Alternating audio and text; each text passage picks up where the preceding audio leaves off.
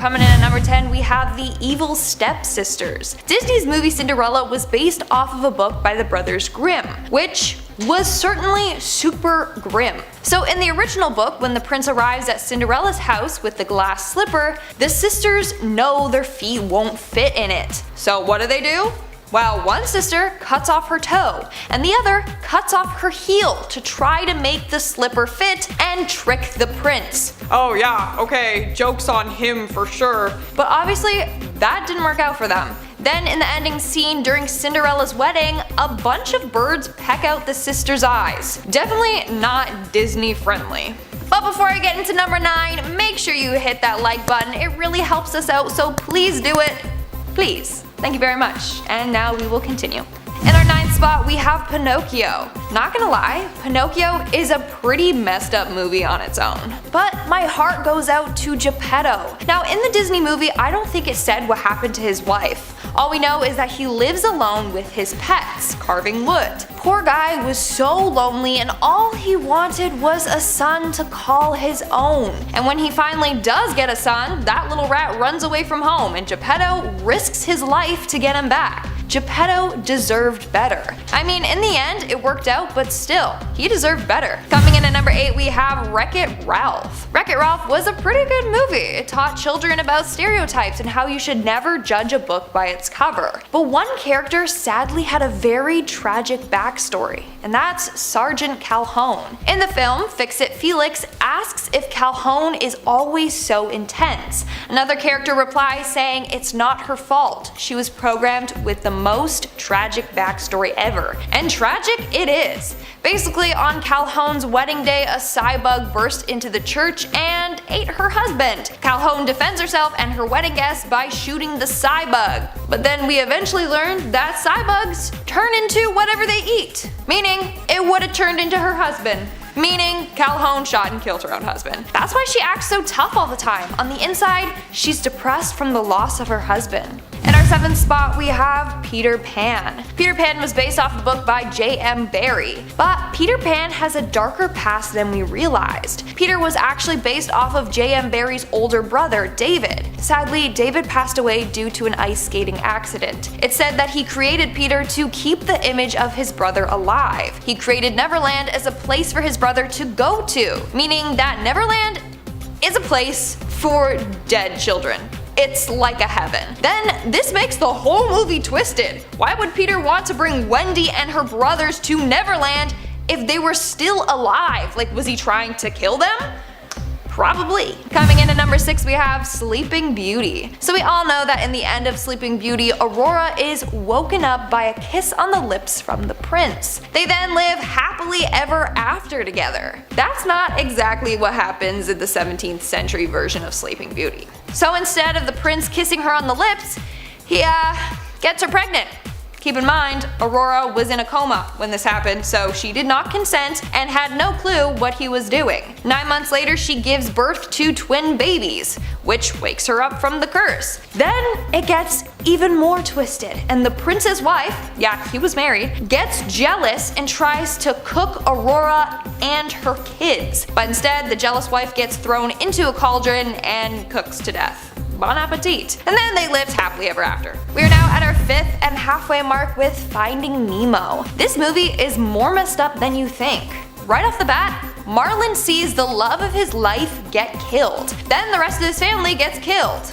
All but one, who's born with a disability because of the attack. Now Marlin lives his life in constant fear. He's scared he's going to lose someone else that's close to him. He's been through a lot, he probably suffers from PTSD. And then one day, his worst nightmare comes true when his son gets taken from him. Poor Marlin, he's been through so much. Coming in at number 4, we have Meet the Robinsons. Louis Robinson just deserves one big hug. Like, he went through so much as a kid. So for starters, when Louis was just a baby, he was abandoned by his mother. She literally just dropped him off at an orphanage and then made a run for it. So he was raised in this orphanage and he struggled to fit in. He even struggled to get adopted. He scared off over 124 possible parents. Imagine how that probably made him feel. He probably felt like he wasn't worthy of love, all because he was a little different. No one loved him for his uniqueness. It just scared people away. See, I just want to give him one big hug. In our third spot, we have Cinderella. Yeah, we're talking about Cinderella again.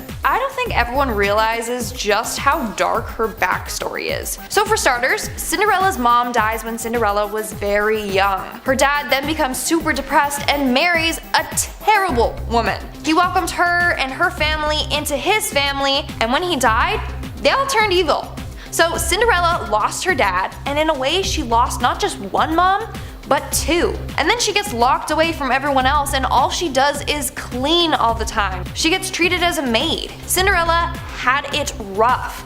Even if she did have a happily ever after, her past is still going to haunt her. Moving on to number 2, we have Lilo and Stitch, another great classic Disney movie. But sadly, Lilo and Nani had a really sad backstory. In the film, it's implied that their parents died in a car accident during bad weather conditions. This is messed up for a number of reasons. Number 1, Nani is only 18 years old and is left to care for herself and her sister. She's got no support from other family members, meaning she was forced to grow up fast to raise her sister. Her life is now spent caring for her younger sister and being a parent to her at such a young age. Then on top of caring for Lilo, she has to work in order to financially support herself and her sister. Imagine that happening to you at 18 years old. On top of that, she's worried about being deemed an unfit caregiver and having her sister ripped out from under her. Poor Nani, she had it rough, and she sacrificed so much for Lilo. And in our number 1 spot, we have Bambi. So yes, Bambi opens with a pretty sad scene with Bambi's mom getting shot. But did you know that Disney actually planned to show Bambi's mom getting shot on screen? Yeah, that was gonna be a thing. It probably would have screwed up a lot of kids. But that's not what I'm gonna talk about. No, it gets worse. So Bambi was based off of a novel written by Felix Salten titled Bambi, A Life in the Woods. Well, that book is anything but kid-friendly. In the book, Bambi ends up getting shot by a hunter. Then he is taught to walk in a circle to spread his blood around to confuse the hunters and dogs that are tracking him. Then in another scene, Bambi's father takes Bambi to go look at a dead body of a man who's been shot. That's so messed up. I'm never looking at Bambi the same way ever again. Coming in at number 10, we have Captain Hook from Peter Pan. I mean, Captain Hook is so irritating. The flamboyant pirate seems to be a weird combination of a villain and a coward in Disney's 1953 version of Peter Pan. Now, having read the original J.M. Barrie book, he's supposed to be a bit scary, but in Disney, he's just a fool with a comically large hat. I was waiting for the Croc to finish him off for like the entire film. Just die already. You hear something? No. No! No prizes for guessing who is here at number 9, we have Hans from Frozen. I mean, Hans is the absolute worst. We think that the floppy-haired prince of the Southern Isles really does like Anna, and we're led into a false sense of watching them fall for one another as they sing Love is an Open Door. Love is an open door. But later we learn it was all just a huge power play and Hans is a major douche. He leaves Anna to die for God's sake. Do one Hans, I really hope in Frozen 2 we see him get some serious comeuppance. Coming in at number 8 we have Mother Gothel from Tangled. Like, she's a classic kind of evil stepmother type, but way worse because she's actually also a baby snatcher. She steals Rapunzel as a baby and locks her up in a tower just so she can abuse her by using her hair to stay young. Like, buy some creme de la mer like everyone else. Gothel pretends to be Rapunzel's mother, lies about her parents, and later stabs Rapunzel's boyfriend. It's all very dramatic considering her motivation is literally to stave off a few grey hairs. From one evil lady to another, we have Lady Tremaine from Cinderella, aka the wicked stepmother. Not only is there salt in the wounds that Cinderella's dad actually married this wench, she heartlessly then enslaves the poor girl while parading the spoiled Anastasia and Rosella in front of her, and they're horrible too. She does nothing to stop her daughters tormenting Cinderella and sadistically sets her the task of completing all the housework before she's allowed to go to the ball. Then of course, she stops her in her tracks last minute. She later locks Cinderella in her room and tries to shatter the glass slipper to stop her from being discovered by her true love. What a watch. Although I do have to say, I really do love her fashion sense. Coming in at number 6, we have the fairy godmothers from Sleeping Beauty. Some people might not agree, but the fairy godmothers were so annoying. They constantly bickered with one another, ruining Sleeping Beauty's birthday cake, and they kept on fighting over her dress in the last scene. Really, they should have just been chilling the hell out after she'd been rescued from 100 years of sleep, which really, had the curse not been lifted, would have been their fault anyway for being so darn negligent. Get it together, ladies. Seriously. Plus, her dress looked way better blue. Okay, a hated Disney character that isn't really Disney's fault, but certainly one they've inherited. Coming in at number 5, we have Jar Jar Binks from Star Wars. I bet that George Lucas was laughing all the way to the bank when he passed off that intergalactic abomination to Walt Disney. He is their intellectual property now. Something tells me they'll be keeping him in the vaults, or at least I really hope they will. Coming in at number 4, we have Cruella de Vil from 101 Dalmatians. Ain't no hussy like a dog skinning hussy. Ugh. Cruella is horrible. She steals poor innocent dogs with the intention of turning them into clothing. Even beautiful Dalmatian spots, which by the way belong on the dogs only, can't make this ugly wench look nice. She's gross. She's spoiled. She's crazy. She literally wants hundreds of dogs to die, and what is there to like about her other than, I guess, maybe her sweet sweet ride, which is kinda cool. There's a reason her name stems from cruel and devil, although I think that she should be called Cruella de I hate her, get her off my screen, I really want you to die, you dog-killing hussy. Coming in at number 3, we have Scar from The Lion King. Scar is awful on so many levels, not least because he played a pretty key part in his brother's murder, but also he wants little Simba killed too. Scar was reportedly inspired by both Hamlet's King Claudius and Adolf Hitler, so it's kind of easy to see why no one likes him. He just has that kind of face that you really want to punch. Okay, so speaking of Disney characters I want to punch in the face, coming in at number 2, we have Jafar from Aladdin. Jafar is awful, and so is his annoying sidekick Iago, who sure is a parrot, but insists on squawking the whole way through the movie. If you're gonna let a parrot talk, let the parrot talk. Or just don't. Make him be quiet, please. Anyway, back to Jafar. He is a megalomaniac and a pervy uncle type, all rolled into one. The best kind. He tries to make Jasmine his sex slave, and he tries to steal the genie. Like, ain't nobody gonna be messing with the genie. Then he turns into a blooming huge snake, which is just terrifying. In the words of Genie, Jafar, Jafar, he's our man. If he can't do it, great. No, seriously, great. Finally, at number 1, Disney's least likable character on pretty much every level. He has literally no redeeming features. And at number 1, we have Gaston from Beauty and the Beast. Gaston is totally self-absorbed, and the only reason he's interested in Belle is because she's pretty. He finds the fact that she's intelligent actually kind of annoying and wants to stamp that behavior right out. Can you trust someone who eats 5 dozen eggs for breakfast and is roughly the size of a barge? No, no one is Gaston. You can't. Publicly humiliated. Why, it's more than I can bear. Gaston arranges a marriage without even asking the bride if, you know, she actually wants to be his wife. He also woefully mistreats his friend LeFou, and he tries to get the girl he likes' dad committed to a psychiatric ward, and then, when the girl doesn't return his affections, he blackmails her and tries to kill the guy she actually likes. He even leads a lynch mob to his house, so I think we can safely say that Gaston is the absolute worst of them all. Coming in at number 10, we have Ka. I mean, going from a massive island covered in foliage and beauty and then changing into a huge fire monster that everyone is afraid of sounds like a curse to me. If you don't remember, Ka was the antagonist from the movie Moana, one of the biggest Disney hits in recent years that has the legend of all legends in it, Dwayne "The Rock" Johnson. In the movie, Tefeti is an island goddess who wants to bring good to the world, but then The Rock's character Maui, a demigod who has a massive hooked weapon, sneaks in so he can steal her heart,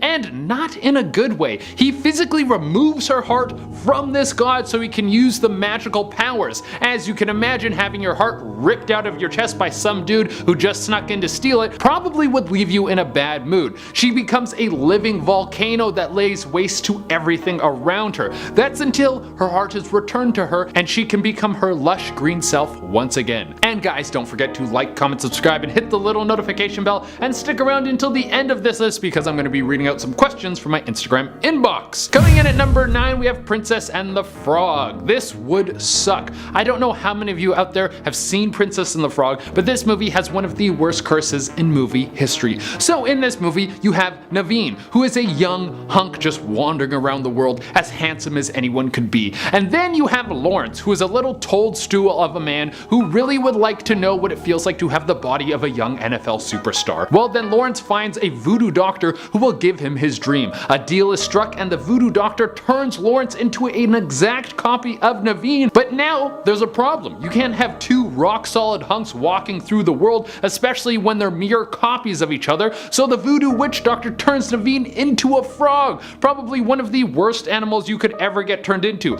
You're so low on the food chain, you're all slimy and slippery, and you gotta eat bugs, and sometimes French people will try to boil you in a pot. But on top of all this, Naveen has to watch his body walk off and ruin his hunky image while he's stuck in a frog body. That's horrible. Coming in at number 8, we have Kania. I mean, there could be worse fates. I don't know how many of you have seen Brother Bear, but in this movie, the main character Kania makes a huge mistake and kills a bear, and the spirits don't like this. Now there is a bear missing from the force, and Kania must take its place so that it will bring balance to the force and teach this dude a lesson. But as I said before, there could be worse things that could happen in the world. Bears are a pretty dominant force in nature, so you wouldn't be preyed on by too many other things other than humans. Also, you get to sleep for half the year. When you wake up, you have all the fish and food you want to eat, and you can just eat as much as you want. You get as fat as possible, then you find a mate, you mate, maybe you fight a couple times, and then when you're all plump and satisfied, you head back to your hole to sleep until next year, and you miss the whole winter,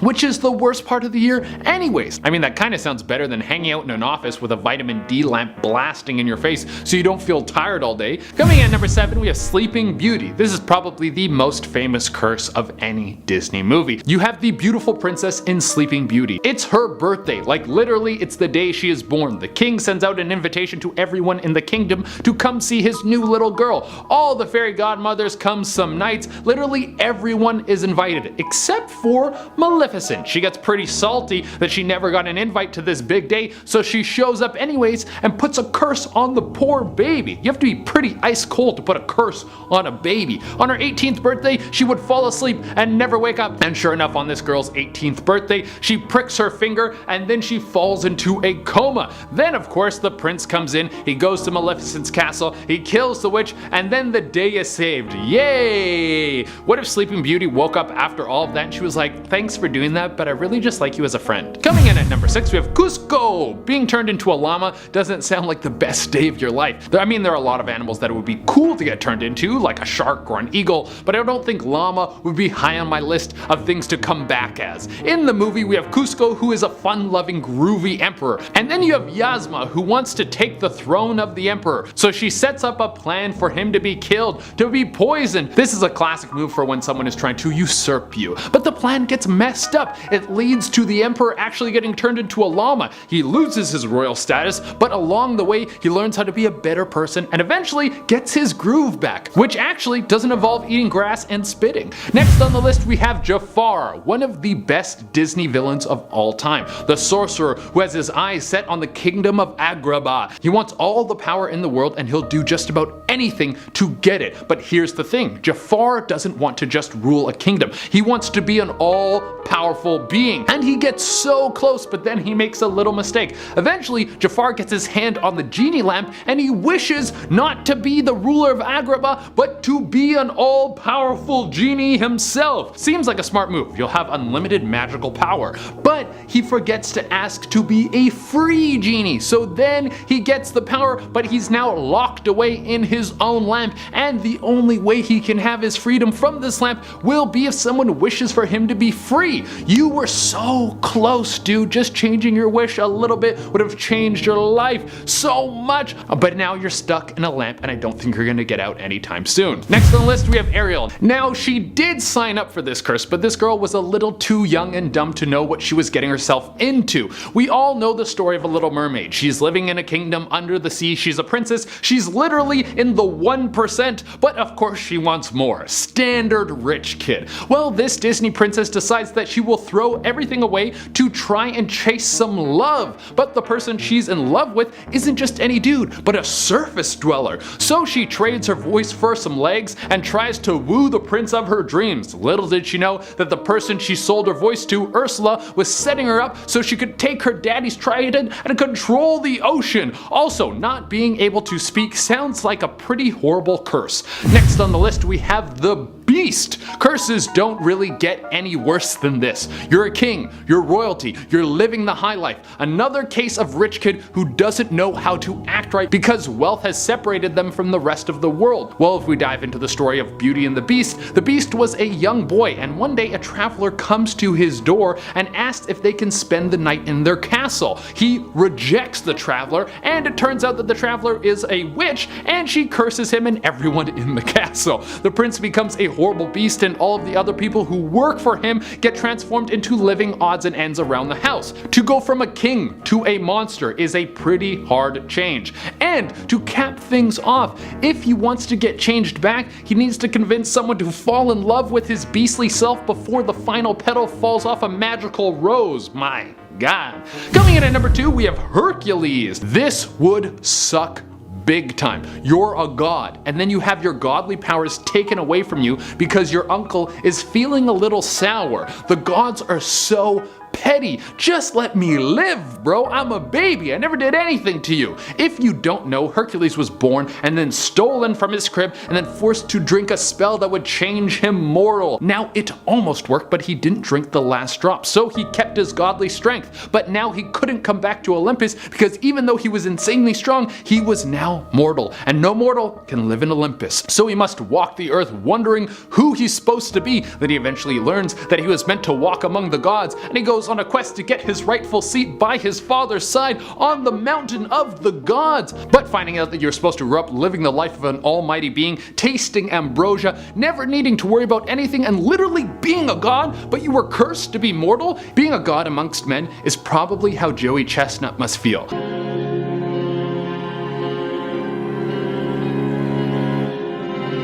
God, it's too much. So much.